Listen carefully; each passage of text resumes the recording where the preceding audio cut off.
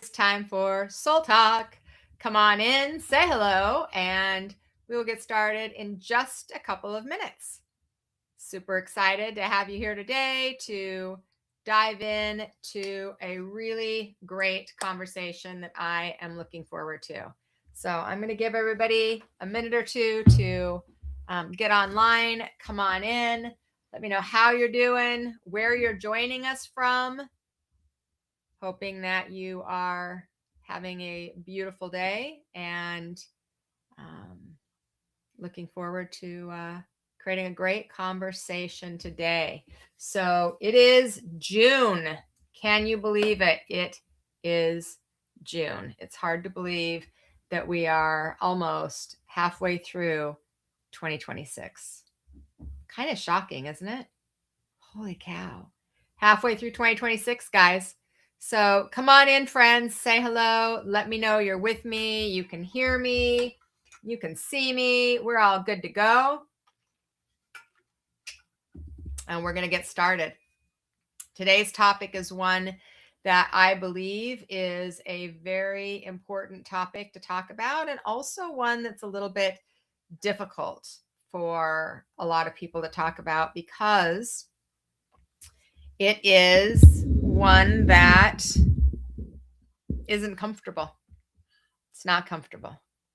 And so we will, I'll share with you that topic in just a minute, just giving everybody a couple of minutes to jump on and get settled in. Grab your drink, grab a notebook if you want to take a few notes, and let's have a great conversation. So if you're joining me live, this will be recorded. We will throw it up on YouTube and all the places podcasts are available.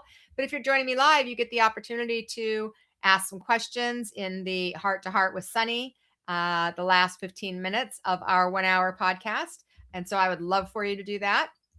And so right now, if you're joining me, say hello. Let me know where in the world you're joining me from and how you're feeling today. Helen, good to see you. Tracy, good to see you. Jennifer, great to see you. Jessica, good to see you. Happy to have you guys here. We've got Egypt, we've got Ireland, we've got Arizona. Great to see you guys.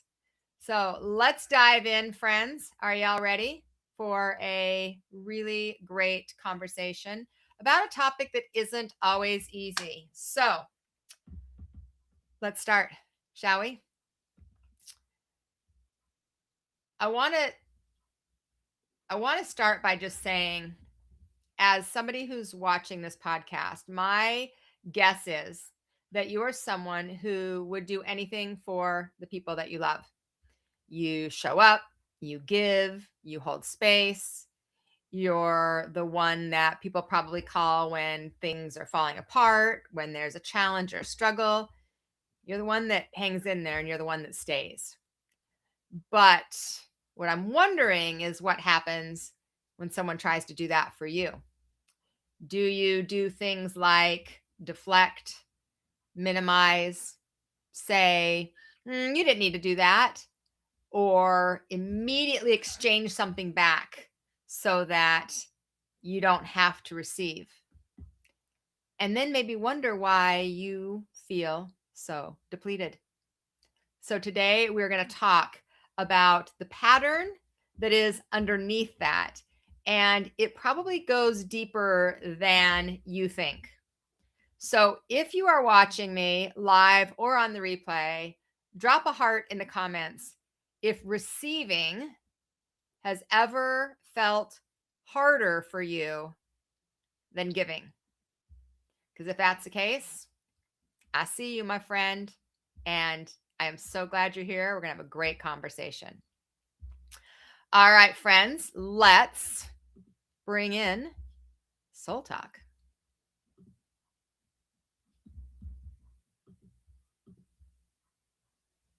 So self-service, that's the way. Welcome to Soul Talk, shine today. All right, friends, welcome back to Soul Talk. I am really excited about today's conversation. It's a conversation, and it's one of those topics that I think Oftentimes we're used to hearing about it. It seems simple on the surface, but when we really dive in, when we start going deep, it touches everything. It touches your relationships, it touches your business, it affects your energy, it affects your ability to serve, your connection to spirit, like all of it. All of it. So, Soul Talk, my friend, is where soul meets real life. And I'm Sunny Dawn Johnston. And this is a space where we talk about spiritual things in practical, grounded, everyday ways. Because your spiritual life is not meant to be something separate from your real life, it's really meant to live inside of you. So, if you're here live, say hello. We're going to want to welcome you in the chat. I love seeing you there. And if you're watching the replay, I read every single one of the comments. So please be sure to leave yours in the replay as well. And if this podcast is supporting you, please like, subscribe, and share with someone that you know might enjoy it as well.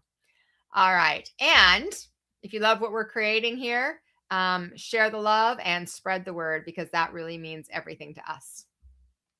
All right, friends. So I wanted to start by sharing something around this topic, receiving, and one that I have lived personally, um, not just in my personal life, but also in my business life, and really like in in my bones. Like, this is a topic that I really, really get. And so I think I'll start receiving when I was young, like little, no problem at all. I was like a great receiver and had no problem receiving compliments and gifts and things like that. Probably for some of you, you felt the same way. But somewhere along the way, that shifted. And for me, I think that shifted as I became a teenager and I started attaching value to what I could give. And I started almost taking value away when it was something that I needed.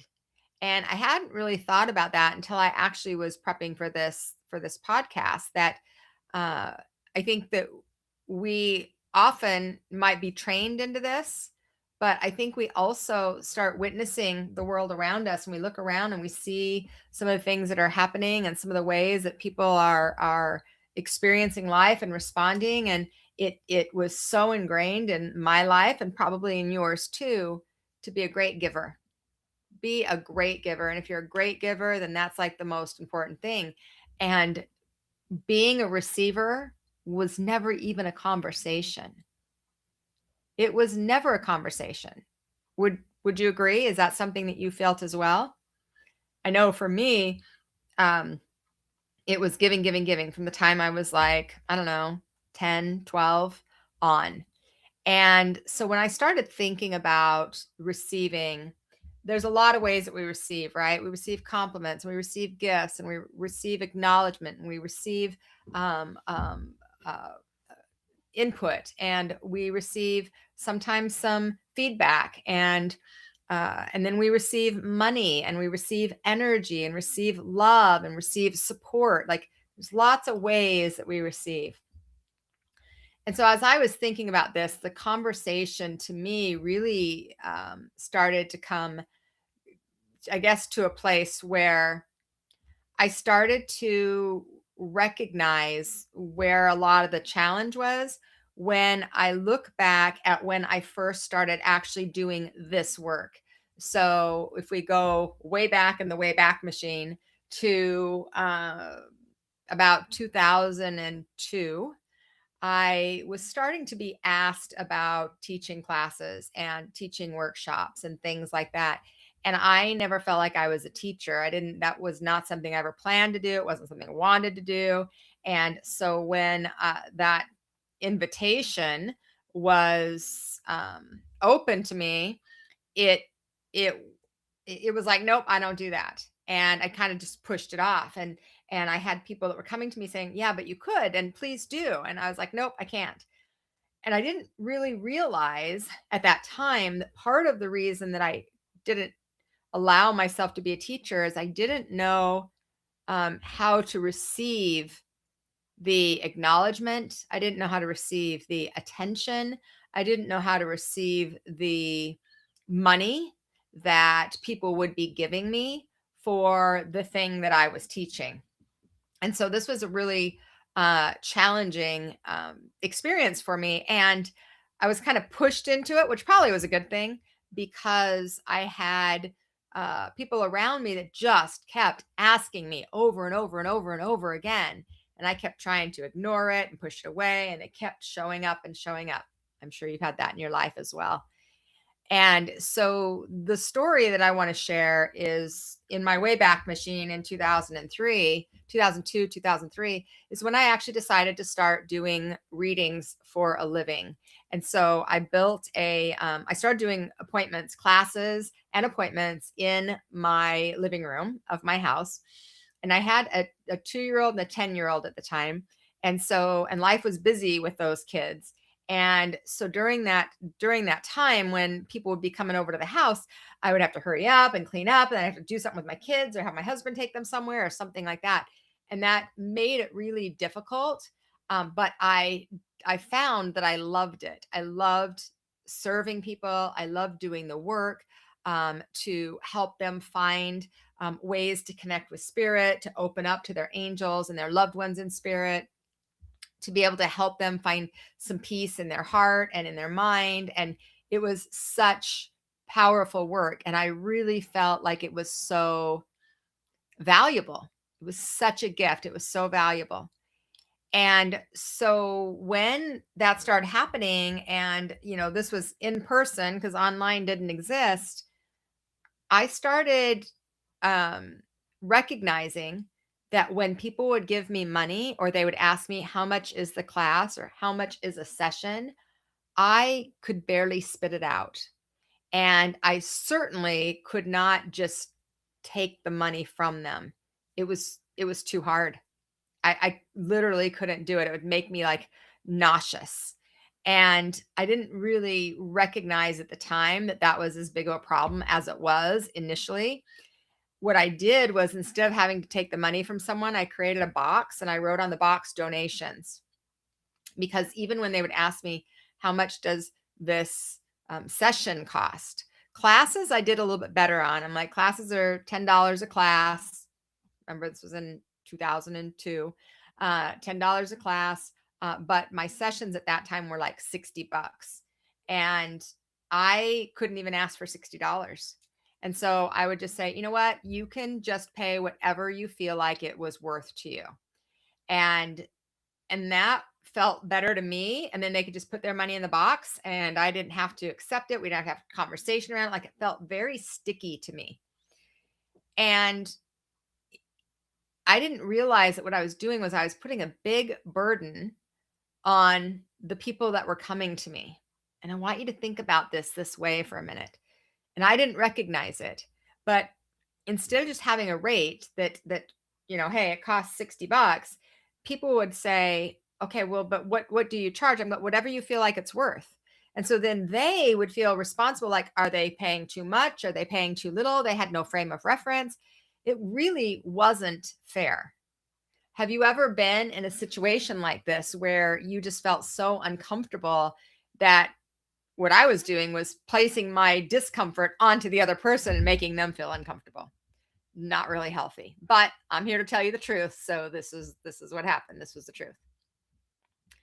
And then I had a client one day that said, I really would appreciate it if you would just give me a price, because I want to honor your time and your energy, and I don't know what that is for you. And that kind of woke me up a little bit. And I realized that I really had a problem with receiving.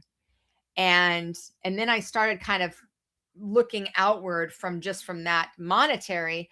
I actually had a hard time receiving compliments. I had a hard time receiving help. I had a hard time receiving support. Like, it wasn't just receiving on a money level, it was receiving all the way around on all levels. And I wonder if that's been true for any of you.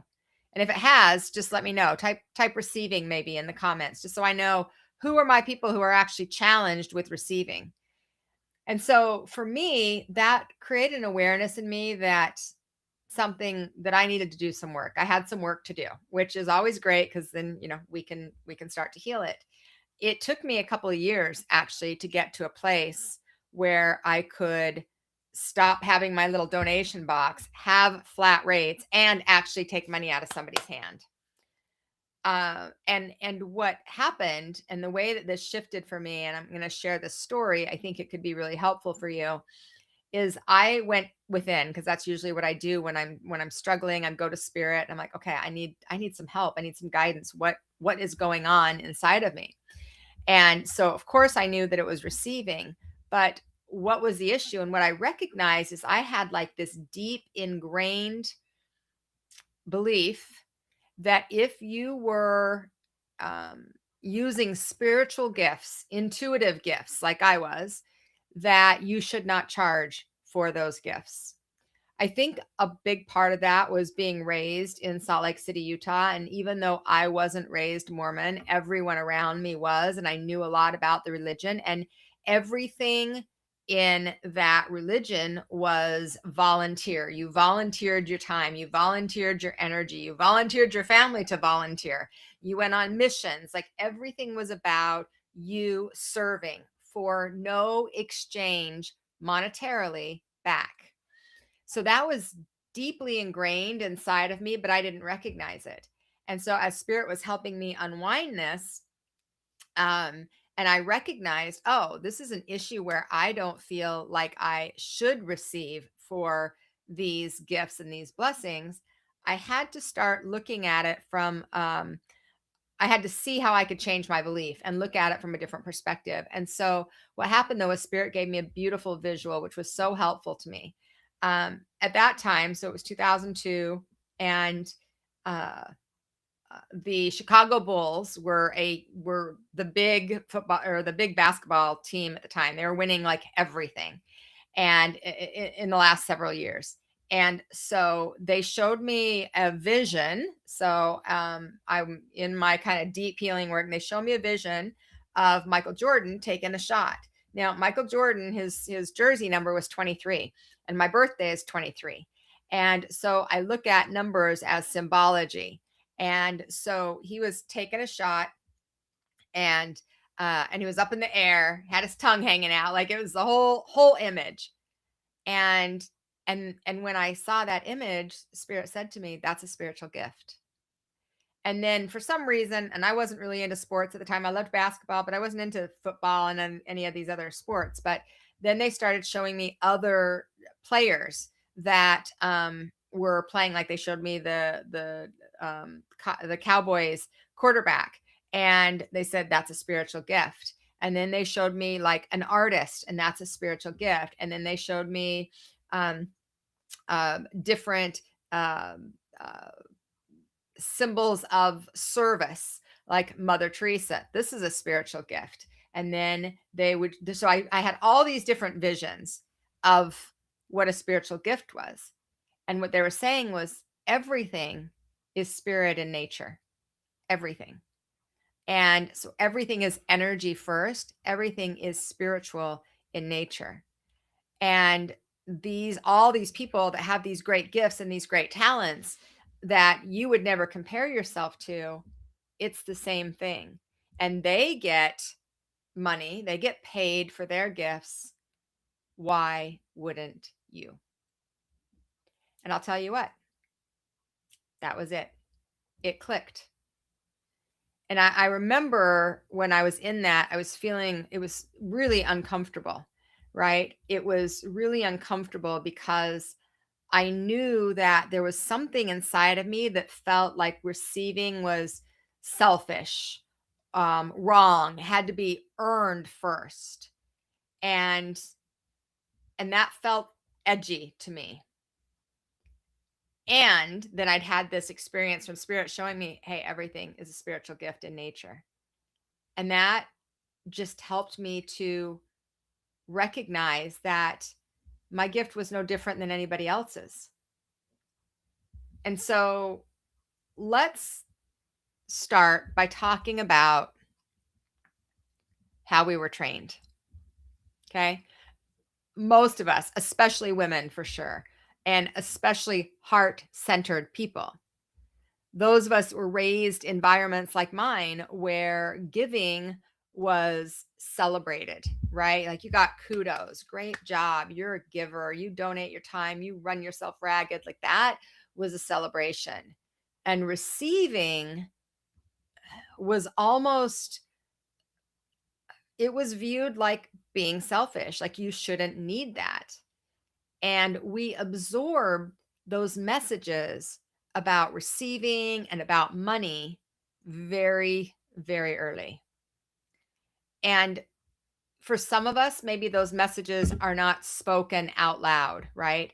Sometimes they're just energy. Sometimes you're just watching and you're witnessing the conversations, right, that are happening around you. Sometimes they're unspoken rules of the home that you grew up in. But those messages become beliefs, and those beliefs become patterns. And then those patterns are like what runs your internal operating system. And it's running everything that you do today. It's like running underneath it. And I think that we are very trained into those beliefs. And it can be confusing because we, as young people, we don't actually have the ability to even understand or comprehend the money, things like that. And so I want you to take a minute and I want you to think back for a minute. What did you learn about money when you were growing up? So just think for a minute. What were some of the things that were said or unsaid? So money doesn't grow on trees. We can't afford that. Um, Rich people are greedy. It's selfish to want more. You should be happy with what you have. Good people don't need everything.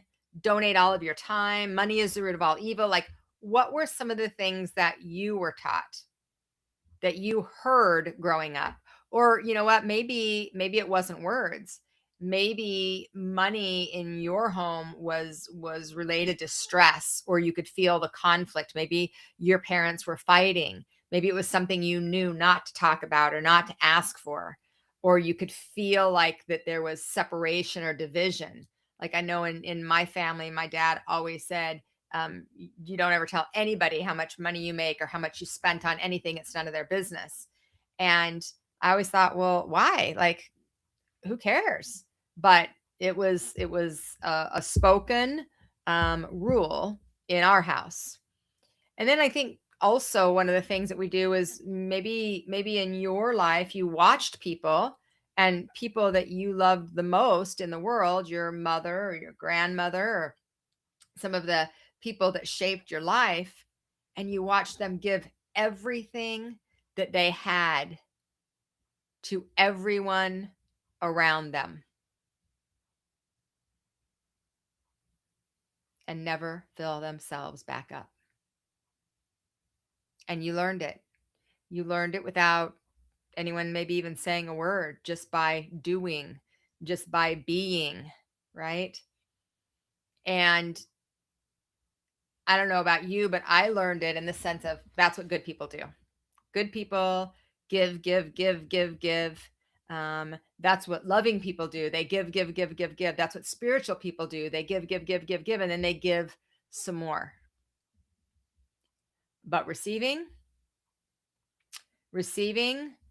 that was for other people.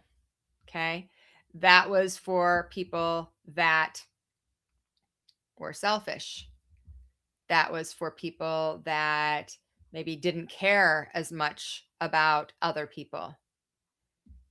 But what I started to recognize is that even though that's what I was learning, that wasn't true for me. And I knew it, but I didn't know how to live it yet. So, I would witness some of the conversations. My parents fought a lot about money. It was one of the things when I got married to my husband that we had conversations around, because I never wanted money to be an issue.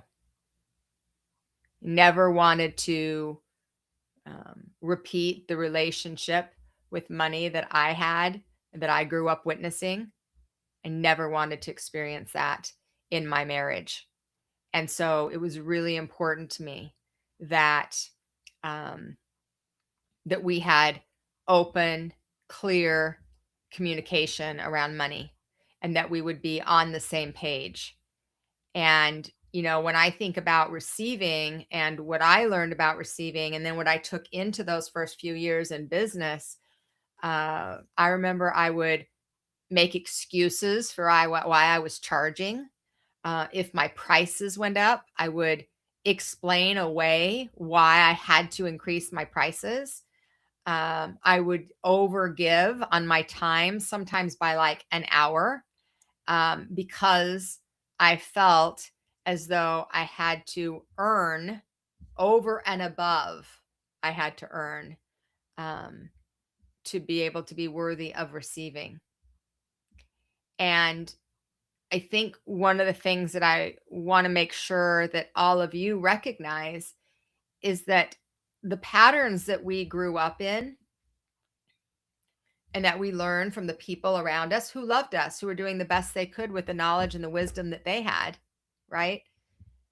Those patterns made sense when we learned them in the environment we were in, with the people we were around, the circumstances that we were brought up in. And part of that's because we're trying to belong. Part of that's because we're trying to be the good person. Um, Part of it, I think, is we're trying to stay safe.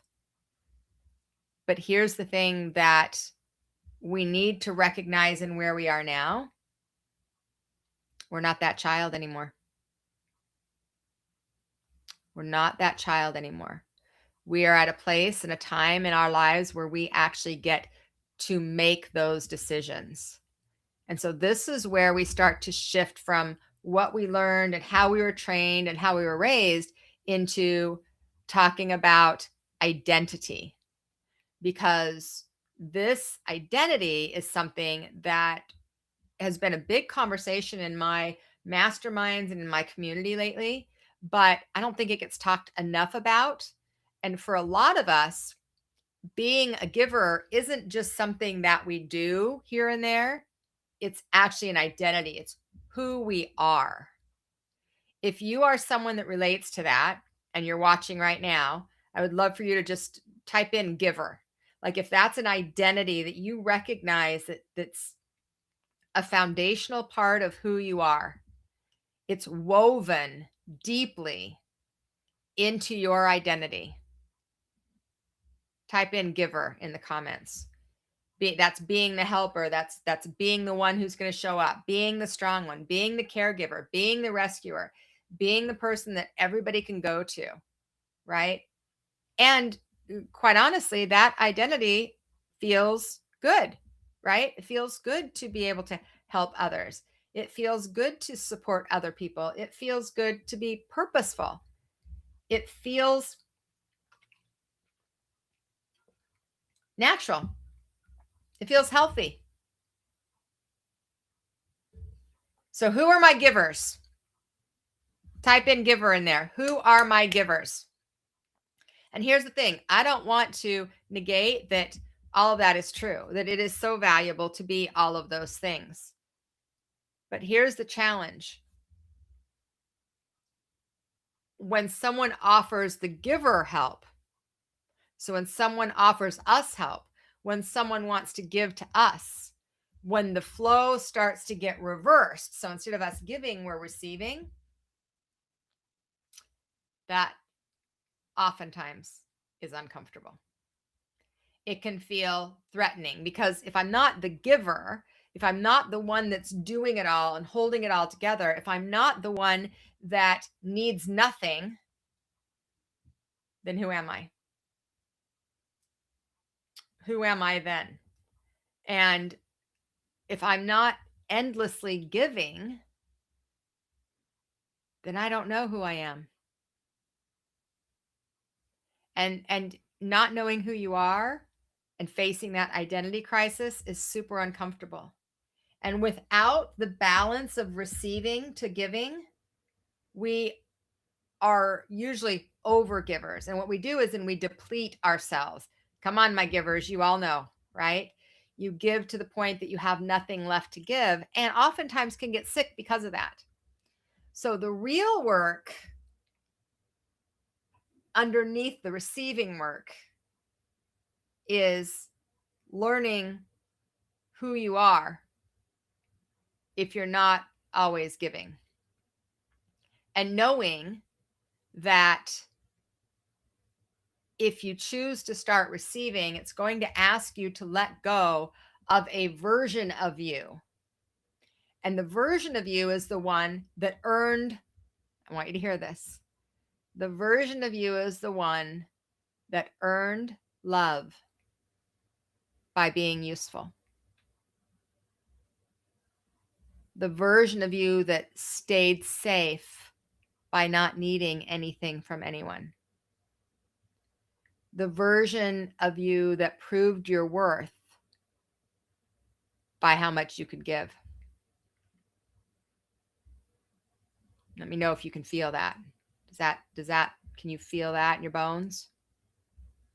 And so stepping out of that identity and stepping towards something healthier and towards something that could be more true is going to feel like loss instead of freedom. And, I've had a variety of different times in my life and different iterations and identities of myself where I recognize that giving was absolutely tied to my identity. And if I was being 100% honest, I would say in some ways it still is, especially in the work that I do. I have a community that I give to. I have family that I give to. I have friends that I give to. I have a team that I give to. I have a lot of desire to give. The challenge is, and the blessing is that it doesn't have to come from a place of not being good enough or being worthy if we can balance that with receiving. Knowing that you need to receive, knowing that it's safe to receive, knowing that being a receiver doesn't mean you can't still be a giver. That actually is where the harmony lies, in allowing yourself to give and receive, to bring the harmony in. Because here's what comes up when we start to make those changes is guilt. Guilt keeps that pattern going. Guilt is what fires the moment that you begin considering making the change, asking for more, charging more, saying no. Guilt is what speaks up in that moment when you want to say no. It's what shows up when you let somebody else do something for you. Guilt. And one of the things about guilt that might surprise you is that it isn't always a signal that you have done something wrong. Sometimes guilt can be a signal that you're doing something different that goes against your training, goes against your programming. And so it's breaking a pattern, and that feels like you've done something wrong because it's so ingrained in you. So when we start to feel guilt, sometimes it's just a recognition that a pattern is being broken, and that it's giving you a sign that the old version of you wouldn't have allowed this new version of you to exist. And then, of course, we can talk about the nervous system that is so attached to what it knows and what's familiar. And so it's going to interpret it as wrong or as dangerous. And so it's going to send the message of guilt. And it sends the message of guilt so that you get back to your pattern. You do the thing you usually do. You stay safe in the familiar, right? Because that's what's going to protect the pattern. And so it's all understandable. Like, it makes sense, but it's not healthy. So here's what I want you to sit with for a minute. Guilt that comes from hurting someone, that's important to listen to. That's giving you feedback so that you can adjust behavior. Guilt that comes from receiving, resting, getting help, saying no, charging more money, taking up space. That guilt, that is not your conscience. That is your conditioning. And you are allowed to feel it. Just acknowledge it. But you do not need to respond to it. I can feel guilty about this, and I'm going to do it anyway. Because that is how patterns change. We don't wait until the guilt goes away, because it won't go away. You've got to push up against it. You've got to do something different. You've got to shift your focus. And the more that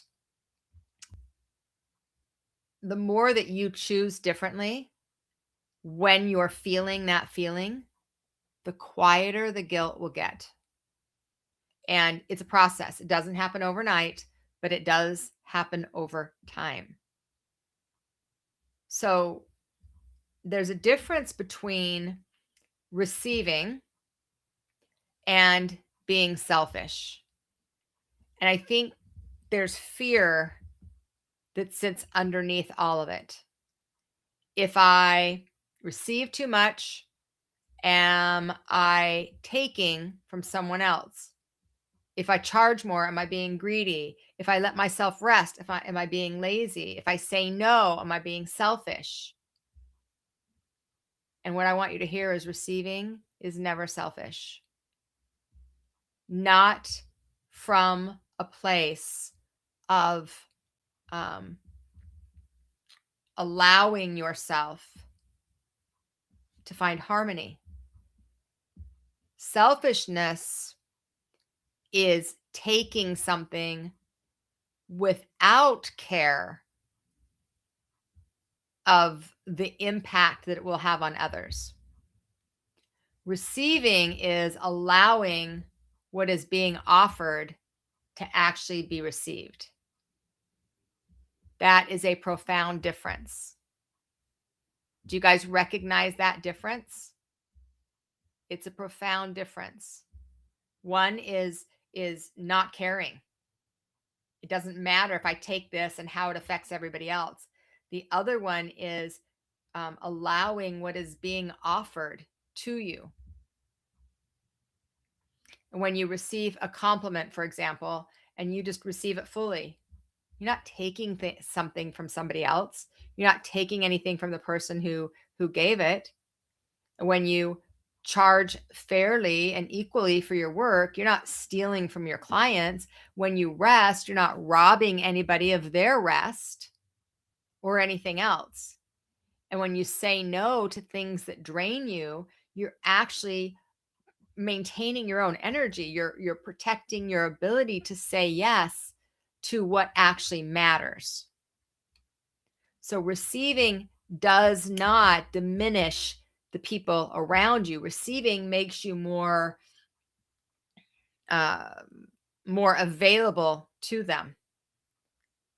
Like, there's so much more to give, and you can give from a full cup instead of from an empty one.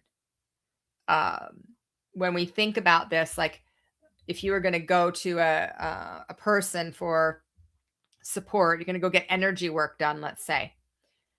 A rested person that is in a really good, healthy place is going to hold space and be able to help support you much better than someone that is exhausted. A person who has learned how to receive can give from the abundance that they already have instead of from resentment and frustration and depletion. And that's actually not selfish. That's healthy. That's sustainable. And that is how we serve uh, consistently in a healthy way without burning out. And then we can talk about money, because this is where a lot of spiritual people get really tangled up, kind of like I was talking about in my story. And there's a belief, sometimes it's spoken, sometimes not spoken, that money and spirituality, they don't go together. That if you are really called to serve, then you should serve for free, just like I was trained, right? Or at a very minimum, just enough to get by. But what I want to suggest is that I want to challenge that, because I believe that money is energy. That's it. Like literally, that is it. Money is energy. Money is energy in exchange for value. So when you do work that helps someone, that supports their life, that gives them tools that they use and that they carry for years, oftentimes their entire life, that exchange of energy isn't just appropriate, it's how energy is meant to work. Energy flows, friends. It flows in and out, give and receive, offered and returned. So think about what happens in nature when a river flows one way. It stagnates, it dries up. The ecosystem around it can't does isn't sustainable. But when there's full flow in and out, give and receive, then everything moves. That's what a healthy, energetic exchange looks like. And when you block the receiving side of that flow, you actually block the entire flow. It's like a hose with a kink in it. The giving eventually stops. And not because you want it to, but because literally there is nothing left. Okay, literally, there's nothing left. So, what we want to do is learn how to begin to receive, change the way you are thinking about things, the way that you are seeing things, letting go of the guilt that you have carried that was probably um, misfocused, misdirected. And I think that, there are times what I see a lot of times in my community, because I help serve people in personal and spiritual development, and I serve entrepreneurs in business development. And I see a lot of entrepreneurs, especially. And so you may be, this may fit for you as well, but they don't feel deserving or worthy of, let's say, raising their prices or charging for a particular thing, or saying, hey, I can't go over, or things like that. And then what happens is, when I help them to start to see money differently, energy differently, when I help them to recognize the value and many of the things that we've just talked about today, then they start to recognize that this actually becomes the work. This actually becomes the work, receiving in alignment with the value that you provide. And what that does is it allows the energy to flow both ways. And you're trusting that being compensated fairly doesn't actually make you less spiritual, it makes you sustainable. And that then can serve for a lifetime. I think that it's one of the reasons people get so burned out, is because they're doing. They're putting so much out there, and they don't have the energy then, because there's not an exchange of energy, they get resentful, all different kinds of things happen. I've witnessed it so often. So let's talk about how we can actually shift this. Okay. So, first thing is patterns run deep. The training happens super early, and the guilt you feel is real. However, we don't give attention to that guilt.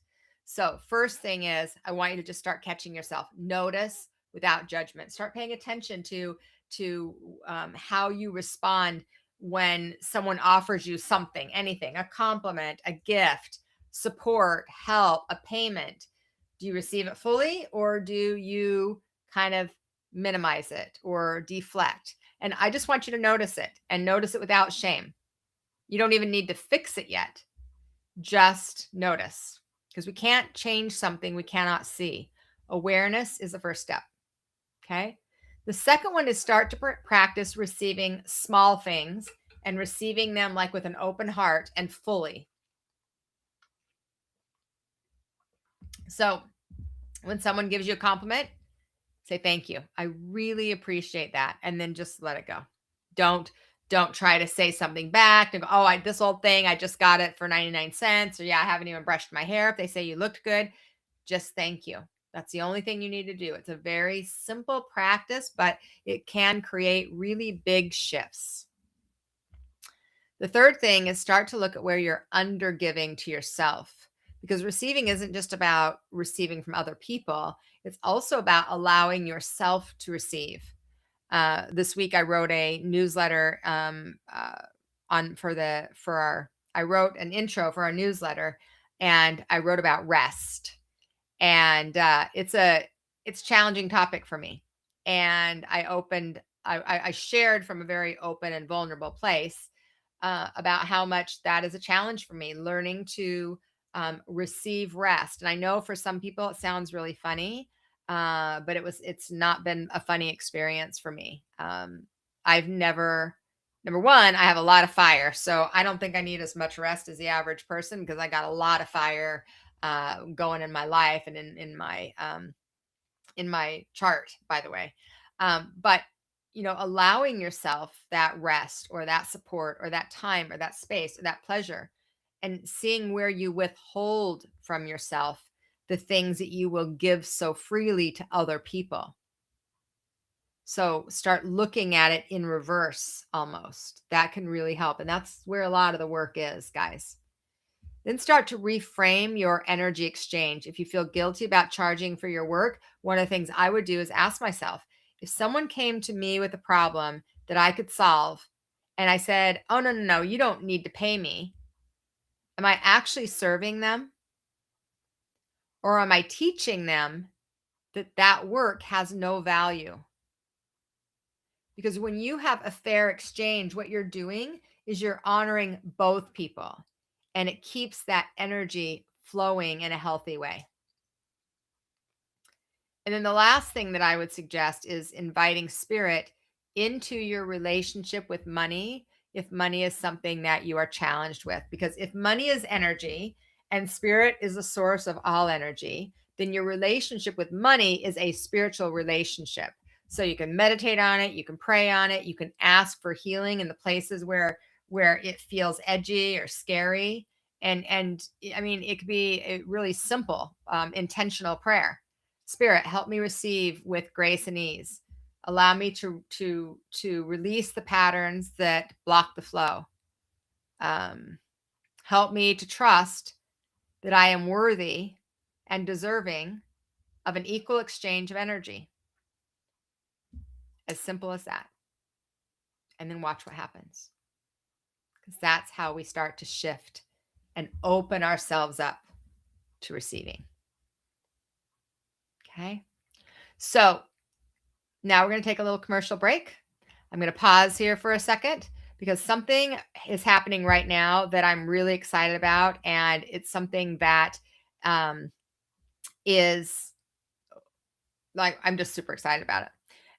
Because the thing about receiving is that it looks like it's giving yourself permission to experience different things, right? Things that fill you up, things that you enjoy, things that move you, move your heart, move your soul, things that remind you of who you are.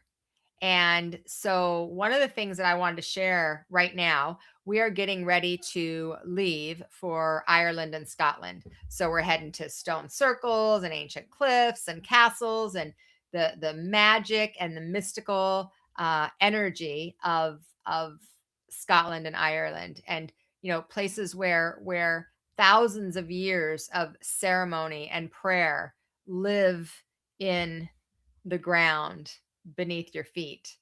And so this is something that we have a group of 31 people that are traveling with us. And there are a lot of people that wanted to come and couldn't come. And so now you don't need a passport to come with me. So from June 17th to June 30th, I'm bringing Ireland and Scotland straight to you through my eyes and through some of our community members that are going with us eyes on a Sacred Lands virtual journey. So every day we're going to send you videos or pictures or voice notes or a little teaching or a reflection of the raw and ancient beauty from this particular corner of the world. And you get to experience alongside a whole community of beautiful human beings who are on this journey with us. So there are two ways to join. You can go and check out the information. I'll put the link in here in a minute. The Sacred Journey is $88, and it is daily messages from the land, videos, teachings, community space where you can join, and you get full replay access to all those videos. That's the first level. And so you can join us literally be with us as we're posting pictures and things like that in a private area in our community.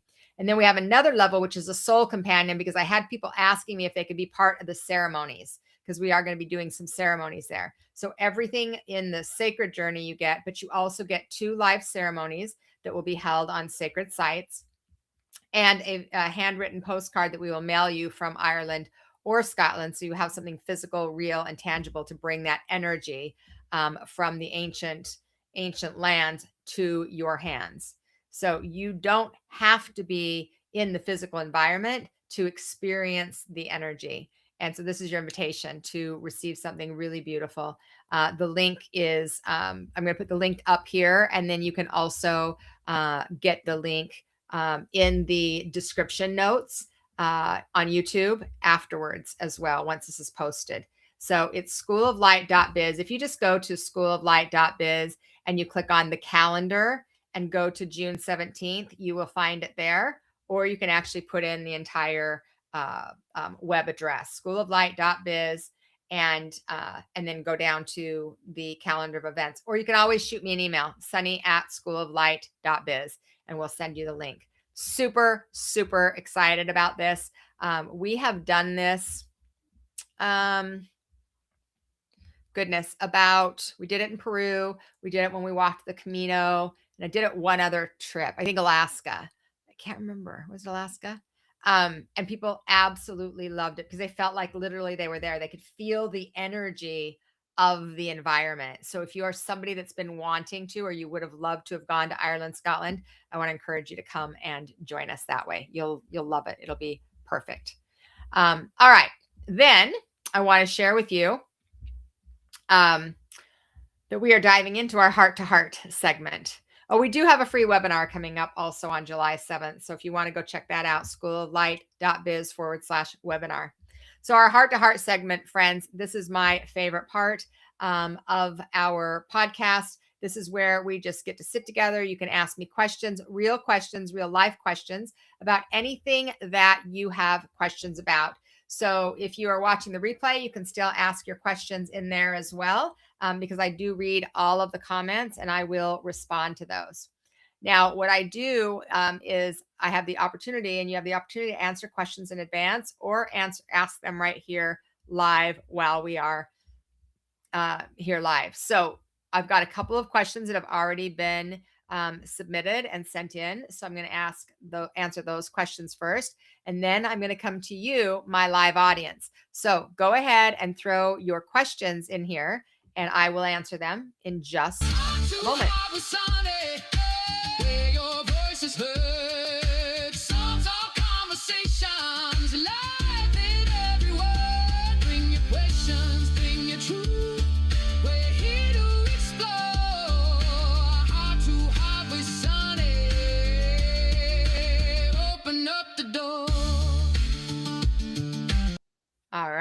friends.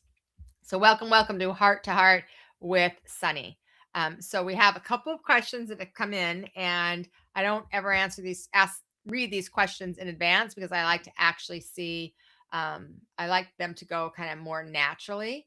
And so, I want to share some of those with you today. So, first question. I've heard you mention School of Light a few times. What actually happens inside of there? And is it right for someone like me? Well, I can't quite answer that because I don't know exactly who you are, but I can tell you in general that School of Light basically is a place online that is a community. And we have a lot of different classes with a variety of different teachers. So we have memberships, we have which are spiritual, personal, and business development. We have a variety of different classes that you can attend, just a one off class.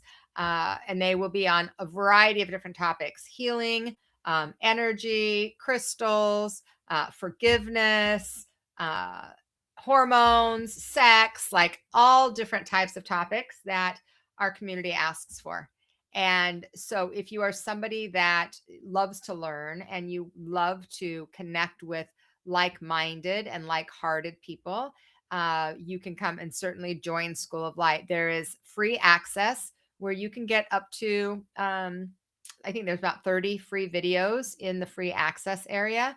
And then there's a community page. So similar to Facebook, but in our own private community. So I would encourage you to check it out. If you just go to schooloflight.biz and you go to the website, you'll get the information right there. So I hope that helps. I'm sorry I don't have your specifics, so I can't answer specifically if it's best for you. But I think it's a good place to start because there's a free area there. Okay. What is one thing you believed about yourself 10 years ago that you've completely released? And what replaced it? That's a great question. I should have read that one in advance. Something that I believed about myself 10 years ago. I would say, well, 10 years ago, I believed that I'd be a vegetarian for the rest of my life. And um, and that is completely released. And what replaced it was I am no longer vegetarian. I'm a meat eater. Um, I think that a lot of times we get an identity around particular areas that we get so connected to that we can't imagine ourselves being any different. And what I've found for myself, at least, is that as far as a vegetarian, the reason that I became a vegetarian and the beliefs around that did not change. So the reason I became a vegetarian is because I could feel the energy of the animals in the way they died. And I was so sensitive um, that it really affected my mental and emotional state and my energetic state. And so I couldn't tolerate eating animals. Um, and I still recognize that that can happen, and it does happen. And especially when I first started, it did happen very strongly for me. However, what I also recognized is that this human body, at the age and stage of life that it is, 55 years old, having not eaten meat for, at that time I was 53, for 30 something years, um, my body was suffering. It was malnourished. It was extremely low in protein. I had very little muscle. I was thin, but I had very little muscle.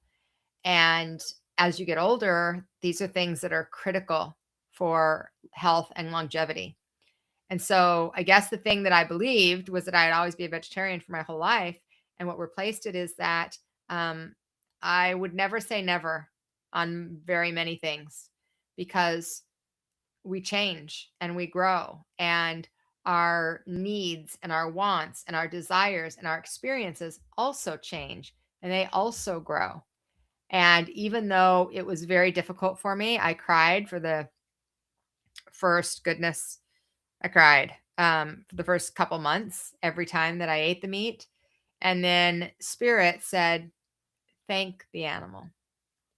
And I don't know why I didn't think about that, because I use gratitude in so many areas of my life, but I didn't think about it. And so I just started thanking the animal for what it was offering me and the health and wellness that it was offering me.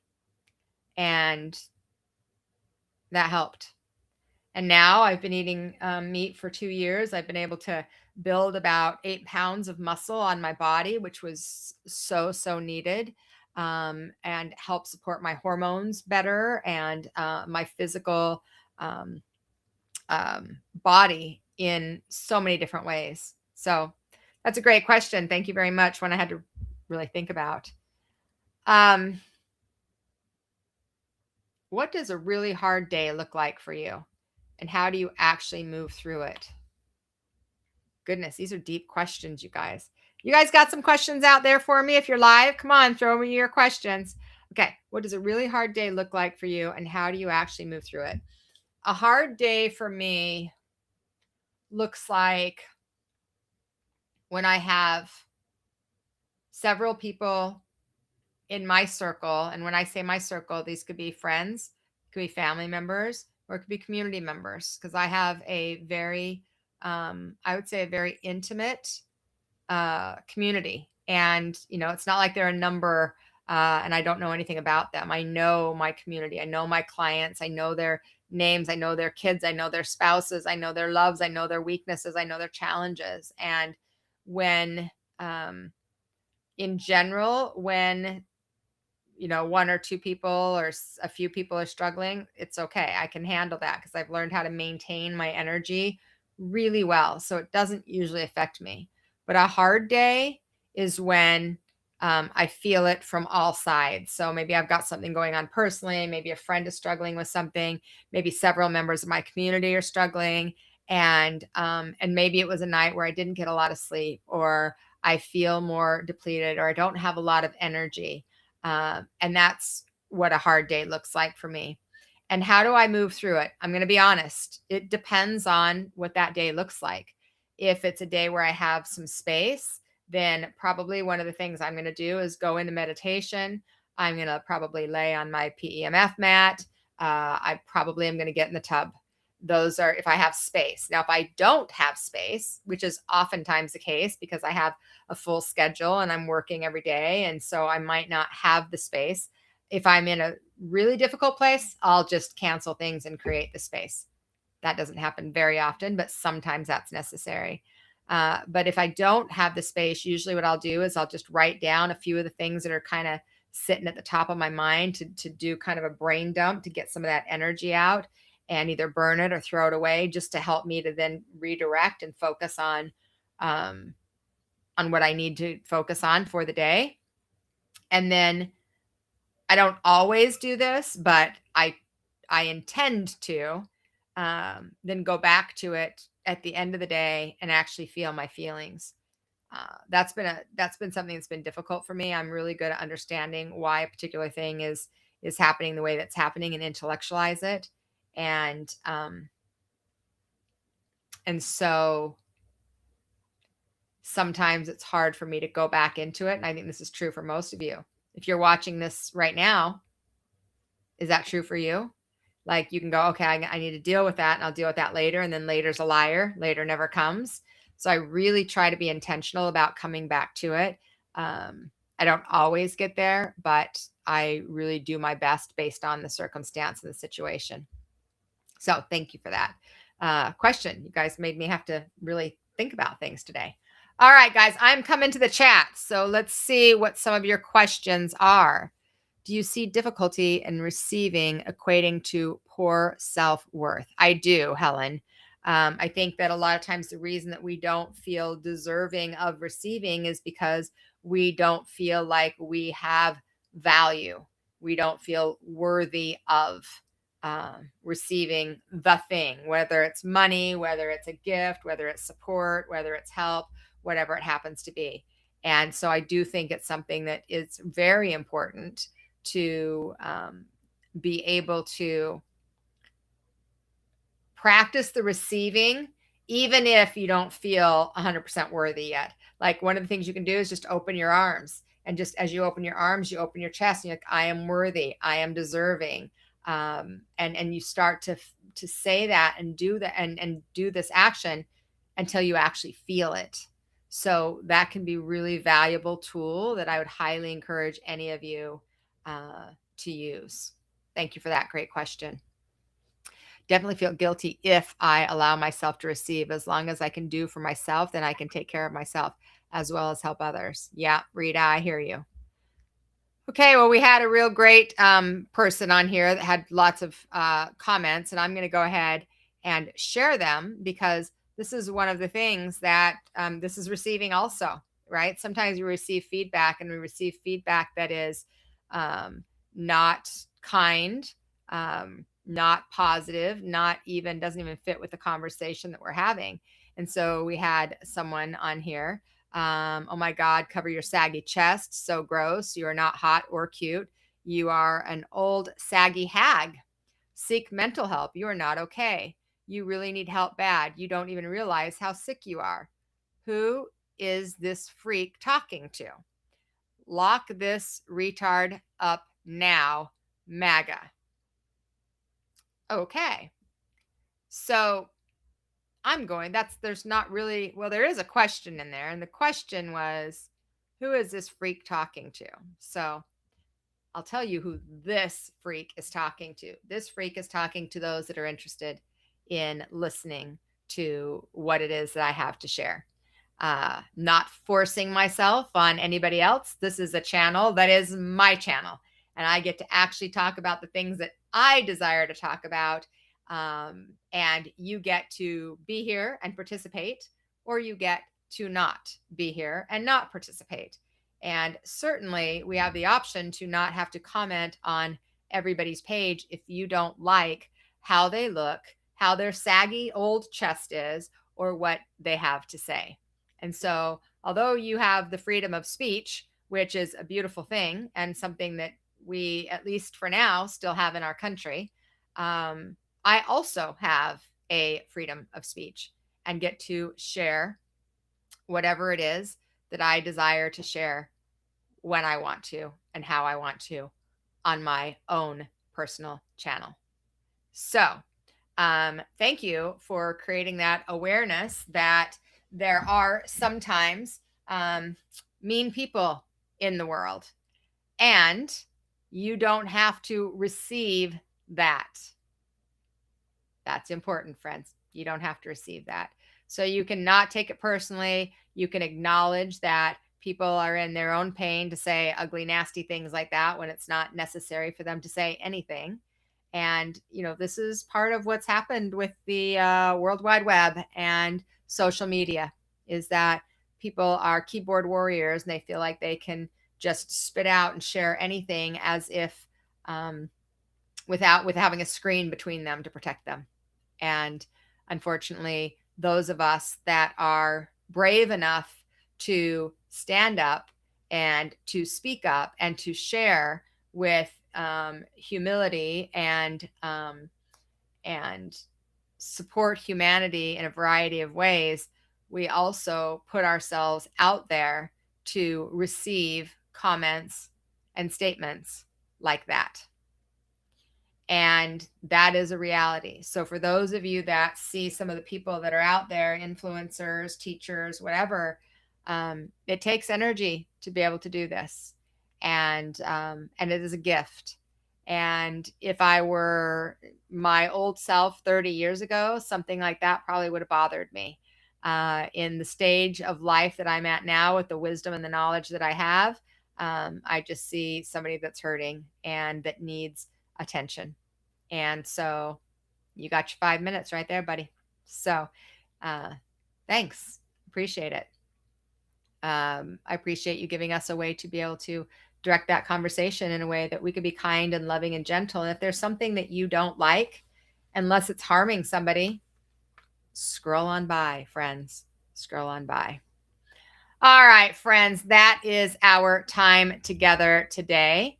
I hope you enjoyed it. And, I'm actually curious, those of you that are live with me or because you can see the comment that well, some of you probably can't see it, but I did read it for you.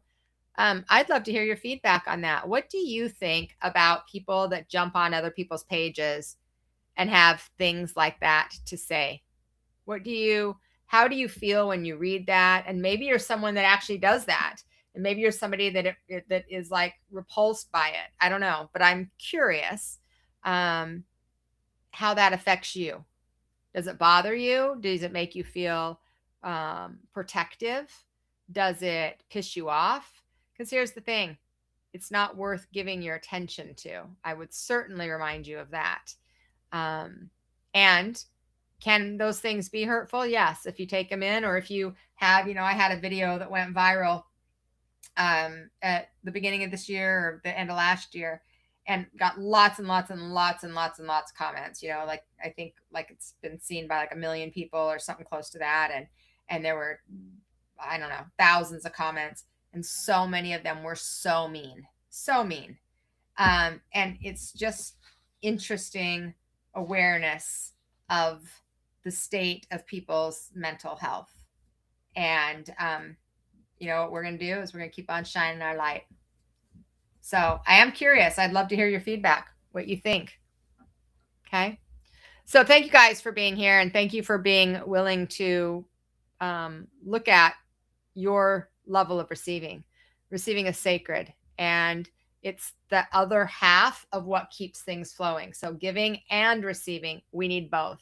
And when you learn to receive with the same grace and love and openness that you give, that's when things change, friends. Your energy changes, your business changes, your relationships changes, your ability to serve humanity in other ways change, and you're worthy of that change. You always have been. So, hey, drop a comment and tell me, I'd love to hear this. What is one area of your life that you're ready to practice receiving more fully? One area. I read every single one of your comments, and so I'd love for you to share that. And again, if this episode resonated with you guys, please share it with someone who needs to hear it today. If you are on YouTube, there is the opportunity to support this podcast. You can offer gifts. You can offer little bonuses, things like that. We accept all of it. We're willing to receive as well. That helps us to keep this podcast going. And so any love that you can offer us, monetary exchange or support through sharing, is a way that we can be open to receive as well. And also to remember that when we allow our divinity to guide our humanity, life becomes lighter, more intentional, and certainly more aligned. I love you, friends. I'll see you next time. Let's go to the end.